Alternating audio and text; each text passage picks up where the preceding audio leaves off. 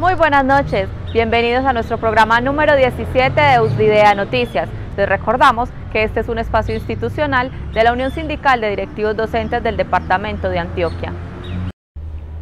Este es un espacio aprobado por nuestra Asamblea General de Afiliados en la dirección de Juan Carlos Almirola Ayala, con la coordinación de Antonio Estrada y la producción de John Jaime Restrepo Quintero, nuestro director de Prensa, Propaganda y Publicidad. Damos la bienvenida a nuestro secretario de Prensa, Propaganda y Publicidad, John Jaime Restrepo Quintero. Muy buenas noches, queridos directivos docentes. Desde nuestra organización sindical, desde aquí, de la casa de todos los afiliados, de todos los directivos docentes, de los que hoy estamos afiliados y estamos inscritos en USDIDEA, y los que ya se fueron, este es nuestro patrimonio, la sede central de USDIDEA, en el que estamos originando nuestro programa número 17 de USDIDEA Noticias. Sean todos ustedes rectores, directores rurales, coordinadores, comunidades educativas y familias que siempre nos acompañan en este programa que realizamos todos los miércoles a las 7:30 de la noche. Hoy con una variedad de temas muy importantes para que ustedes se suscriban en nuestro canal de USDIDEA TV, nos dejen sus comentarios y pueden contactarnos en la www.usdidea.org.co y en nuestro correo institucional usdidea@une.net.co, y también aparecerá en pantalla el WhatsApp para que se comunique con nosotros en el 314-712-72. Bienvenidos a nuestro programa USDIDEA Noticias.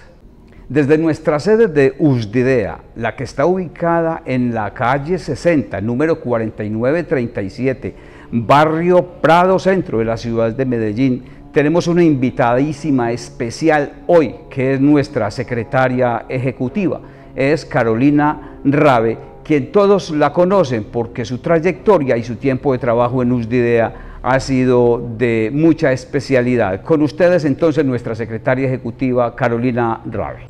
Buenas noches, soy Carolina Rabe Hernández, secretaria de la organización sindical desde julio del 2010. He estado y estoy dispuesta para ustedes en la oficina ubicada en la calle 60, número 4937, en la línea telefónica 444-8247, en el teléfono celular 314-700-1272. Además, aprovecho para hacerle una invitación a los directivos que aún no hacen parte de nuestra organización a que se vinculen y disfruten de estos espacios diseñados para todos los asociados. Un abrazo desde la distancia y espero volvernos a ver pronto. Y nuestros temas para el día de hoy: reflexión pedagógica, informe de la Presidencia, informe de Secretaría General. Nuestro tema central, currículum en pandemia y evaluación. Además, pinceladas gremiales y sindicales, y por último y muy importante, nuestro informe del CIDEA. Recibimos al magíster Antonio Estrada con la reflexión pedagógica. Continuamos desde el espacio medio triste, medio lúgubre de una institución educativa, la Escuela Normal Superior Mariano Ospina Rodríguez, que no cuenta hoy con la alegría, con el bullicio de los estudiantes. Seguimos extrañándolos a ellos y extrañando a nuestra comunidad educativa. El académico y educador don Iván de J. Guzmán, quien fuera jefe de talento humano de la Secretaría de Educación del departamento, nos da una lección político-sindical y nos dice: la pandemia está levantando la sábana de un cadáver nauseabundo denominado neoliberalismo. El derrumbe moral que hoy viven las naciones, el empobrecimiento acelerado, el desempleo, el subempleo, la tercerización laboral, la corrupción, la deshumanización escandalosa, está demostrando que es necesario darle sepultura a este engendro nacido en 1980, cuyo partero en Colombia fue César Gaviria Trujillo, y con él se implantó la más perversa y profunda reforma económica que encarna la sociedad del desamparo, de la incertidumbre y del hombre abandonado por el Estado. Hoy es el momento desde las organizaciones gremiales, desde los sindicatos, repensar también la escuela a la luz de lo que hemos tenido como unas influencias negativas del neoliberalismo. También traemos hoy en el espacio de las pinceladas sindicales que la alternancia en Antioquia no ofrece garantía para la comunidad educativa. En nuestro departamento, 544 sedes oficiales no tienen agua, lo que afecta a el 37.920 estudiantes. En el 64% el agua no es potable. Además, el 24.6% de las sedes no tiene acueducto y el 69.7% no tiene alcantarillado. Y eso, compañeros, que estamos en uno de los departamentos más importantes del país. Ahí, otras razones para que sigamos oponiéndonos y en la sana discusión. Tenemos igualmente para contarles, colegas, maestros y directivos, que nuestra razón de ser laboral y existencial, ojo muy claro, de directivos y de docentes son los estudiantes. Y les cuento que el mismo Banco Interamericano de Desarrollo plantea la deserción escolar que se originaría en esta emergencia sanitaria producto de la pandemia. Lo hemos sentido ya de los chicos que no volvieron a la institución educativa, que no realizaron talleres, que definitivamente se nos perdieron y que hoy nosotros tenemos que entrar a mirar esta otra circunstancia. Informes ya claros y conseguidos del CIMAD, de las instituciones, nos tienen que causar inquietud y debemos estar atentos a la búsqueda y a la localización de los chicos. Ellos son la seguridad de las plazas de los docentes. Damos la bienvenida a nuestro presidente de la Junta, Juan Carlos Almirola Ayala. Muy buenas noches, queridos colegas. Un saludo muy especial, un saludo combativo a todos nuestros afiliados, a las personas que nos sintonizan en Usvidea Noticias. El pasado lunes 21 de septiembre hubo a nivel de Colombia una jornada de protesta, de movilización muy grande. Queremos felicitar a todas las personas que participaron de dichas actividades. En primer lugar, porque hay que seguirle exigiendo al gobierno nacional que pare ese asesinato contra los líderes sociales, contra los defensores de derechos humanos, contra los defensores de páramos, contra los defensores de tierras. El gobierno nacional no puede seguir por acción o por omisión permitiendo este tipo de asesinatos, de masacres. También exigirle al gobierno nacional que pare la cantidad de normas que viene jalonando en contra del pueblo trabajador. Como organización sindical nos solidarizamos con todos los trabajadores de Colombia, ya que en esta pandemia el gobierno mostró completamente su cara, una cara que está en contra del pueblo trabajador y a favor de los grandes empresarios. Entonces, felicitamos a todas las personas que participaron en esta actividad. Por otro lado, queremos compartirles, queridos colegas, que como organización sindical ya terminamos la negociación con Medellín del pliego de solicitudes de todos los sindicatos, tanto del nivel central como el nivel de educación. El pasado jueves firmamos con el alcalde de Medellín dichos acuerdos. Continuamos avanzando con la negociación en Bello. Va muy adelante. Próximamente empezamos la negociación con el municipio de Envigado y estamos pendientes de hacer lo mismo con los municipios de Sabaneta y Río Negro. Para el caso de Apartadó, como el año pasado firmamos pliego de negociación, vamos a solicitar seguimiento a esos acuerdos. Este año no hemos hecho ninguna reunión virtual de seguimiento y es necesario hacerlo. Nos pondremos en contacto con los sindicatos de ADIDA y ADNEA para poder solicitar dicho seguimiento. Para el caso de Turbo, ya solicitamos audiencia con el alcalde, con el secretario de Educación, para hablar algunos temas correspondientes a la situación de los compañeros directivos de Turbo, como también hablar sobre el pliego de negociación. Para el caso de Antioquia, estamos a la espera el próximo lunes de una reunión con la secretaria de Educación y los presidentes de los sindicatos de la educación de Antioquia para hablar sobre qué vamos a hacer, cómo vamos a proceder respecto a la negociación, al pliego solicitado. En el caso de Itagüí, la situación es muy diferente. Itagüí negó que pudiéramos presentar el pliego unificado por extemporaneidad. Consideramos que faltó voluntad política para poder acceder, dada la situación tan compleja de pandemia que estamos viviendo.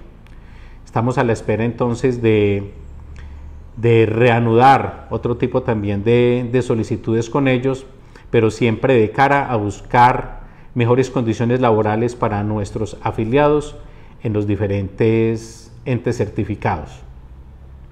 En tercer lugar, queridos colegas, queremos manifestarles que venimos adelantando la organización de las JUME en los entes certificados y en los municipios no certificados.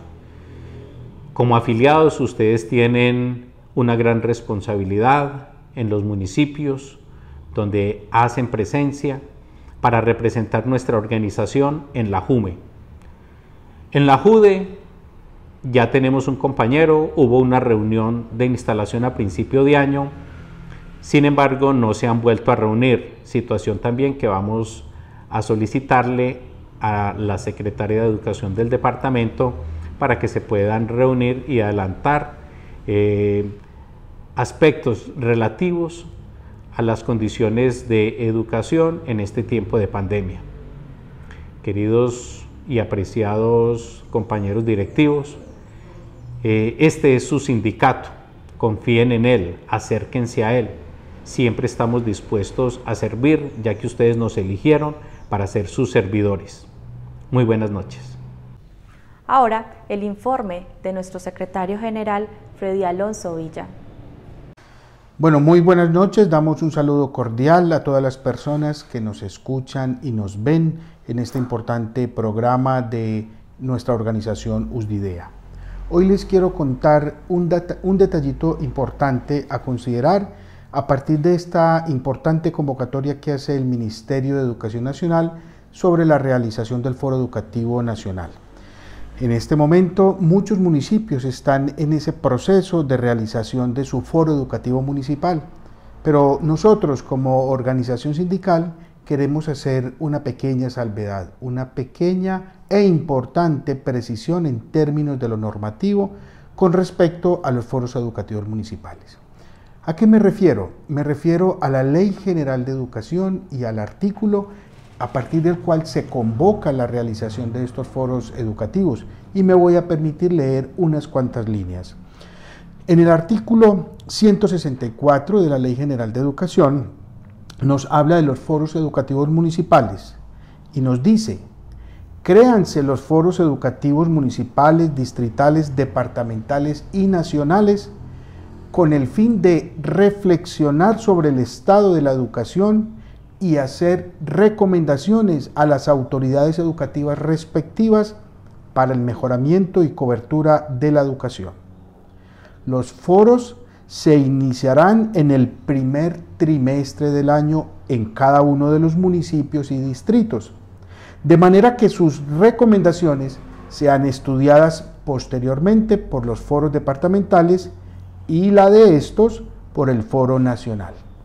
Aquí quiero destacar que esto que plantea la Ley General de Educación en su artículo 164, posteriormente es retomado y reglamentado en el decreto 1581 del año 1994, donde especifica con más claridad esos tiempos de realización de los foros. Establece que el foro municipal se realiza en el primer trimestre de cada año, el departamental en el segundo trimestre y el foro nacional en el segundo semestre. Entonces, el objetivo es que el foro nacional recoja las observaciones, los análisis y las sugerencias de los municipales y de los departamentales. Ahorita estamos participando de una convocatoria de foro nacional y desde el ministerio se ha enviado la invitación y convocatoria a todos los municipios para que hagan su foro municipal. ¿Por qué queremos nosotros hacer este énfasis en términos de los tiempos? Porque parece ser que hay una costumbre que está muy por fuera de la ley, de que lo que le corresponde a cada municipio es esperar a que el Ministerio de Educación establezca los criterios y las temáticas para realizar los foros educativos municipales. Muy al contrario nos dice la ley. Primero es el municipal que corresponde hacerlo el primer trimestre de cada año, porque el nacional recogerá lo que se hable desde los municipios. Es un asunto que va muy de acuerdo a lo que plantea la Constitución Política de Colombia del año 1991, en la medida en que se plantea como un principio fundamental la participación ciudadana, es decir, la ciudadanía como una voz de poder, como una voz que posibilita ver los territorios locales y enviar esos mensajes de transformación, de necesidades, de requerimientos, de problemáticas a los departamentos o a las entidades departamentales y también a la nación. Por eso es importante que recordemos ese importante detallito. Los foros educativos municipales se realizarán, como dice la Ley General de Educación, cada año en el primer trimestre. Ese punto es clave. Entonces, desde ya estamos invitando para que en el año próximo, en el 2021, desde nuestras organizaciones, desde nuestras iniciativas como representantes magisteriales, estemos diciéndoles, recordándoles a los alcaldes que es su deber, dice el mismo decreto, que será presidido y convocado por el alcalde municipal. Entonces no tenemos ninguna disculpa ni excusa. El propósito es que en el año 2021 los foros educativos municipales se realicen en el marco de los tiempos y los propósitos que nos dice la ley en el primer trimestre y el foro departamental en el segundo trimestre.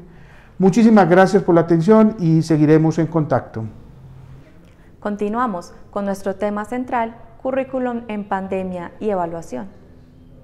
Y en nuestro tema central de hoy en Usdidea Noticias seguimos trabajándole con mucha fuerza a la parte curricular.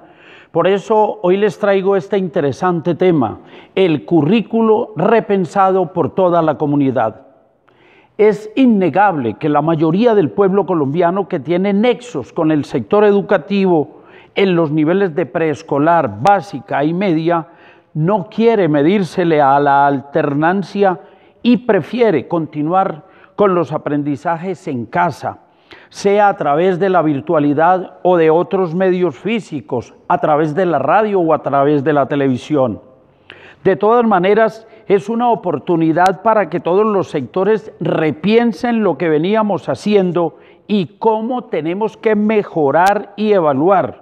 Si lo que estamos haciendo fuera de los muros de la escuela tiene sentido, si hemos captado los inconformismos o los débiles aprendizajes de los estudiantes, si hemos valorado a otros docentes y directivos que han tenido notorios aciertos metodológicos y pedagógicos. Lo que sigue es, muy queridos directivos, maestros, padres de familia, es cómo transformar lo que somos para ser mejores, para ser perfectibles, que es lo propio de la educación, la perfectibilidad. El maestro se debe acomodar a una nueva tarea, cambiar el aula presencial por el aula virtual, utilizar de manera motivadora el discurso, robándoles el interés y obteniendo la motivación de los estudiantes. Hoy, a pesar de las distancias, es imperativo mantener el vínculo humano docente-estudiante en el contexto de la producción del conocimiento. La división entre lo presencial y lo virtual no debe ser una brecha o un impedimento para los maestros. El tema de las competencias, colegas, nos debe llevar a priorizar lo fundamental, lo útil, lo importante y lo necesario para los chicos.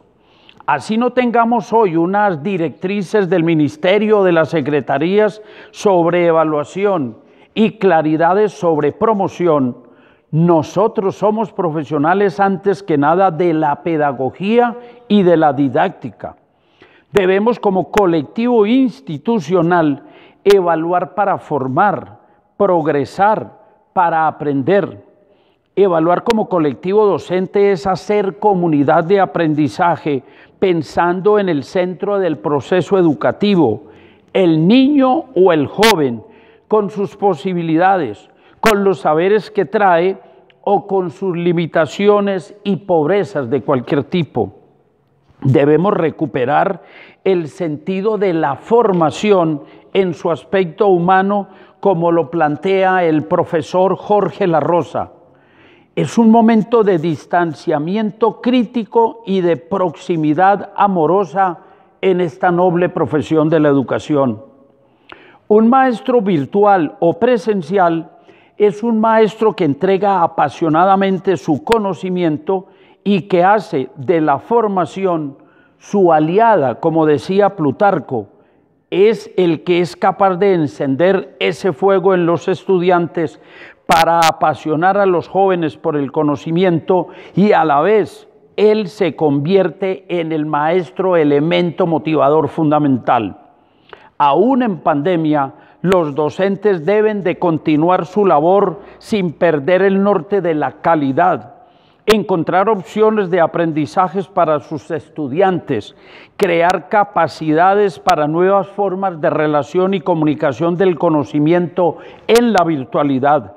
Es decir, que necesitamos maestros con nuevos retos y alumnos con nuevas y diversas ilusiones. Damos paso a nuestras pinceladas gremiales y sindicales con los hechos y noticias más importantes de los 9 entes territoriales. En nuestras píldoras gremiales y sindicales hay 3 temas muy importantes. El primero es una solicitud que le he hecho al fiscal de FENDIDOC, de nuestra Federación Nacional de Directivos Docentes de Colombia, que es Juan Carlos Almiro Layala, pero a la vez le hice también la solicitud al presidente José Ignacio Saavedra Pardo, como presidente de FENDIDOC, para que aclararan unos temas importantes sobre directivos docentes que han dejado en tela de juicio la ejecución de algunos dineros enviados. Y además sobre los recursos que le van a dar a las instituciones que se atrevan a entrar en alternancia. Les he escrito porque por un boletín extra oficial de un ejecutivo de FECODE nos hemos dado cuenta que algunos funcionarios del Ministerio de Educación han manifestado que de los 252.000 millones de pesos que han girado a las instituciones para que los inviertan en elementos pedagógicos para los estudiantes en casa, han informado que solamente se han ejecutado el 26% de esos 252.000 millones de pesos girados. Habría que preguntarle entonces a los funcionarios del ministerio de dónde sacaron esa información, qué porcentaje ellos han alcanzado por ente territorial certificado para poder definir ese porcentaje final, porque hay que aclarar un poco de situaciones como por ejemplo en el departamento de Antioquia y en el ente territorial Antioquia, los tesoreros fueron nombrados en un tiempo muy lejano al momento de hacer el giro de los dineros. Cuando nombraron esos señores tesoreros estábamos en confinamiento y había que viajar a los diferentes municipios. Hay que tener en cuenta que muchos municipios de nuestro país no tienen proveedores que cumplan los requisitos de norma para que se conviertan en los proveedores de esos productos solicitados. Nosotros los rectores sabemos que tenemos que ejecutar esos dineros que nos envían, y no es miedo que nos den por unas investigaciones que nos puedan hacer posiblemente, sino que nosotros tenemos que buscar unos buenos proveedores que nos generen la posibilidad de la calidad. ¿Qué tal que tuviéramos nosotros proveedores como los contratistas del programa de alimentación escolar, que se dignaron a atropellar la salud de algunos niños dándoles carne de caballo? Nosotros los rectores estamos convencidos, plenamente convencidos, que ejecutaremos los dineros de acuerdo a los proveedores que nos generen calidad en los productos y que ellos cumplan las normas exigidas de papelería para poder que se conviertan en nuestros proveedores. Esa fue la primera petición, para que en el ministerio se respete y se le dé credibilidad a la gestión administrativa y directiva de todos los rectores del país. Y en el segundo tema es sobre unas contribuciones que se le van a dar a las instituciones educativas, unos aportes si ellos determinan entrar en alternancia. Nos parece que eso es como un chantaje, como una coacción, porque la inversión en educación tiene que hacerse a todos los establecimientos educativos y no únicamente a los que decidan entrar en alternancia, porque el problema de la alternancia es un tema que tiene mucha tela para cortar. No es decidir llevarnos a los estudiantes, porque hay que responderle a esos estudiantes por la seguridad, por los protocolos. Entonces, esos dos temas fue lo que se solicitó a FENDIDOC para que aclarara situaciones con el ministerio. En segundo término, nos pusimos a la tarea con unas peticiones de muchos rectores que nos han escrito a USDIDEA para que esos 47.500 pesos que tienen que pagar los estudiantes del grado 11 del año 2020 para las pruebas Saber 11 sean entonces de pago por parte del mismo Estado, que no sean las familias, que no sean los estudiantes, y en este tiempo de una economía tan difícil tengan que suministrar ellos ese dinero para poder presentar las pruebas.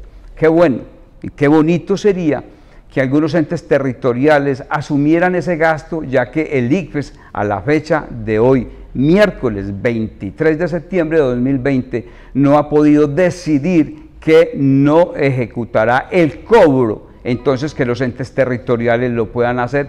Ya algunos han decidido que asumen ese gasto por los estudiantes. Esa es una petición que FENDIDOC con nuestro presidente ha hecho al Ministerio de Educación Nacional para que sean exonerados los estudiantes de esas pruebas. Y como lo dijo nuestro coordinador especial en el tema de al inicio del programa, cuando él hace una intervención muy elegante que hoy la hizo sobre María Montessori, donde se habla de evaluación y donde se habla de currículo, tengan en cuenta que se está finalizando el año, que es necesario evaluar, que es necesario aprobar, pero que se tenga en cuenta a todos los estudiantes que tienen muchas dificultades de conectividad. Y en esa reflexión pedagógica, nuestro coordinador hizo mención específica de ese tema importantísimo, de reconocer en los estudiantes que tienen dificultades y que no tienen el mismo ritmo. Queridos directivos docentes, queridos docentes, de acuerdo a ese ritmo de los estudiantes debe de existir un debido proceso que le dará la posibilidad de la aprobación de este año lectivo 2020 que tantas dificultades han presentado. Y ahora le corresponde a nuestro coordinador general unos temas muy importantes también en nuestras píldoras gremiales y sindicales, el señor Antonio Estrada. Desde la Escuela Normal Superior Mariano Ospina Rodríguez estamos con las pinceladas pedagógicas, hoy desde un claustro muy tradicional que ha formado a maestros de Antioquia y de Colombia. El pasado 31 de agosto fue una fecha especial para la educación del mundo. Ese día se cumplieron 150 años del nacimiento de una mujer excepcional, una mujer que revolucionó la educación mediante un enfoque hermoso centrado en el niño.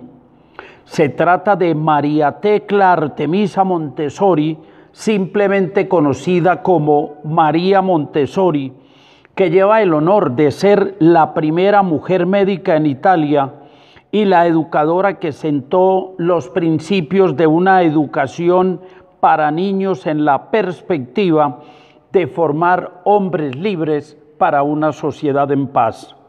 Ella, movida por la triste realidad de muchos niños en su patria, diseñó un revolucionario sistema didáctico para ayudar a los pequeños recluidos en manicomios, a los encerrados en reformatorios, a los más pobres y desfavorecidos. Ella manejó un enfoque educativo que pronto se adoptó en múltiples naciones para fortuna de estas y para esperanza de los niños. El niño, decía María Montessori, con su enorme potencial físico e intelectual, es un milagro frente a nosotros. Este hecho debe ser transmitido a todos los padres, educadores y personas interesadas en ellos, porque la educación, desde el conocimiento de la vida, podría cambiar verdaderamente el presente y el futuro de la sociedad. Esta visión educativa parte de la premisa de que los niños son sus propios maestros y que para aprender necesitan libertad y múltiples opciones para escoger, de tal manera que desde sus primeros años se empieza en ellos un proceso de construcción de personalidad bien cimentada para hacer frente a los problemas de la vida. Su apuesta educativa se basa en el respeto a la psicología natural y el desarrollo físico y social del niño, y se caracteriza por convertirlo en protagonista de su aprendizaje, dejándolo que avance a su propio ritmo. De esta forma se ayuda al desarrollo personal, a su independencia y a su libertad con límites. La familia y los educadores pasan a ser en este enfoque una guía que proporciona las claves y adopta el entorno de aprendizaje al nivel del desarrollo del mismo infante. Su delicioso libro El niño, el secreto de la infancia, sustenta la idea de que la parte más importante de la vida de un adulto reside en su infancia. Hermoso axioma bellamente presentado por los grandes escritores del mundo. Su obra en general es una apuesta para darle a cada individuo la oportunidad de satisfacer sus potencialidades para que sea un ser humano independiente, seguro y equilibrado. Esto nos parece fundamental, y hoy que estamos en estos procesos de pandemia donde el niño le toca pensarse y se está pensando y se está sintiendo muy solo en muchas complicaciones. Es entonces importante mirar que el aparato educativo debe devolver la mirada hacia esta mujer hoy cuando padecemos miseria de educación, limitaciones, y triste es decirlo, nuestro aparato educativo históricamente ha sido reproductor de miseria, de desempleo, de violencia y de enajenación, la que hemos sentido con mayor fuerza en estos días. Por lo tanto, Colombia requiere que se invierta más en la educación, porque la educación, como dijo algún pensador de este tema, es la única moneda que vale todo en nuestro planeta, porque la educación es el arma poderosa y es esa moneda que puede orientar el mejor destino de los países. Bella discusión que hemos tenido con el profe Iván de J. Guzmán en este recuerdo vivo de 150 años de la gran maestra María Montessori. Ahora, nuestro informe del CEIDEA, Centro de Estudios e Investigación. Muy buenas noches, los saluda Miguel Abdón Arboleda Villegas. quisiera compartir con ustedes algunas ideas acerca de el currículo y el currículo como salida de algunos males que tenemos en el gremio educativo. Obviamente de forma muy somera, muy superficial. Ya tendremos tiempo luego de profundizar y de darnos como un poco más cabida a más temáticas referentes a algo tan álgido, tan denso como el currículo. Pues hablar de currículo es un tema complejo, sensible, poco tratado si se quiere. También es hablar de un cúmulo de criterios, planes, programas, métodos, procesos que siempre generalmente son tendientes a formar una identidad, pues así lo dice la norma, una identidad nacional, una identidad local, una identidad regional. Y esto ya es mucho decir. ¿Con el objetivo de qué? Obviamente de imponer e implantar políticas. Y al hablar de políticas estamos hablando ya de la puesta en marcha de un programa como tal. Ha habido intereses, ha habido cambios de todo tipo, literatura bastante abundante, muchos eufemismos alrededor del tema curricular y la inserción pues de términos que pretenden poner todo en orden, como capital humano, emprendimiento, estándares, competencias, y la más amplia y difundida, calidad educativa. Demasiadas mentiras juntas para ser aceptadas como lo han sido de manera tan servil. Y aquí nos cabe una responsabilidad a nosotros como sindicato. De manera que proponer una reforma curricular que favorezca verdaderamente los aprendizajes, pues aunque hasta ahora se ha diseñado pues para formar integralmente, en la práctica esto no se cumple, esa función no se da. Y aquí voy a referirme a asuntos sensibles, debido a que gran parte de las responsabilidades en esta materia recaen en las instituciones educativas, en sus consejos directivos, en sus rectoras y rectores, y al final de la cadena, en sus maestros. Sí, al maestro, porque por más que el Estado pauperice la educación o intente pauperizar la educación como lo hemos venido soportándolo, en ningún momento incentiva la mediocridad personal. Esa mediocridad personal que está reflejada en ¿qué? En unos planes poco consistentes llevados malamente por algunos compañeros docentes, que llevan al estudiante y al maestro mismo a no crecer. Igual sucede cuando la preocupación, el objetivo primordial es el valor numérico, asignado, determinista, y que pretende dar por terminado un proceso de avance o no. Otra mirada, más polémica aún, es la integración de algunas áreas. Unas áreas que si se integraran, porque son inherentes y son comunes a todo el quehacer educativo y formativo, y son inherentes a toda práctica. Hablo concretamente de la ética, que hasta ahora se ha trabajado de forma desarticulada de las demás áreas, o qué decir de emprendimiento, o de algunas otras que ni siquiera encuentran similitud o encuentran homologación entre una institución y otra, aún de un mismo municipio. Entonces son temas, como les dije, álgidos, delicados, sensibles, pero que hay que ir señalándolos, hay que ir poniéndolos en la mesa, hay que ir trayéndolos y visibilizándolos. Y para terminar, es necesario señalar el error garrafal de excluir la historia y la geografía del currículo. Pues con esa jugadita, para poner de modo el término, se borró de tajo la visión fundamental como sujetos históricos, políticos, responsables del devenir de nuestro país.